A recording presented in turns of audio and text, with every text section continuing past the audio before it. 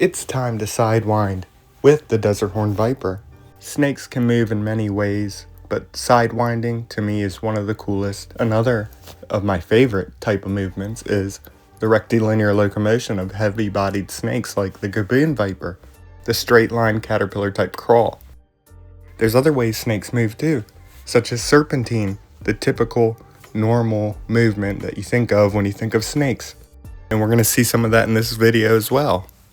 And that's one aspect about snakes that I love, just how much variety there is in them, not only in look, but something as simple as behaviors such as movement, and it's all an adaptation to the type of environment they live in, but also due to things like their body structure, like mentioned with the gaboon viper. Since they're heavy bodied, it's better to move in that rectilinear. They can move normally as well though, so don't be fooled by that slow caterpillar type crawl. Right here we have the pygmy rattlesnake. And there's a lot of variety with this snake as well, pattern-wise, color-wise. This one is sort of purplish. I know the video doesn't capture the true colors as it appears in person, but some are red, some are a little more grayish.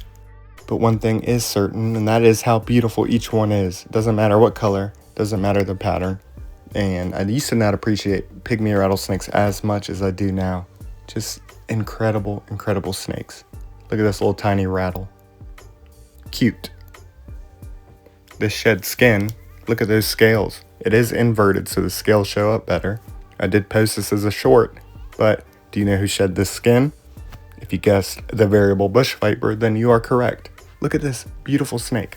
And as we've mentioned, with all the different variations of movement, pattern, this snake has variable in their common name. And why is that? Well, you see, this one is red, this one is green. There's so many different variations of colors with the snake, even mixtures of colors, even pattern. You saw with that red one, there's faint pattern, but not much. But with some, the pattern shows up much more and can be very unique, such as tiger-like stripes.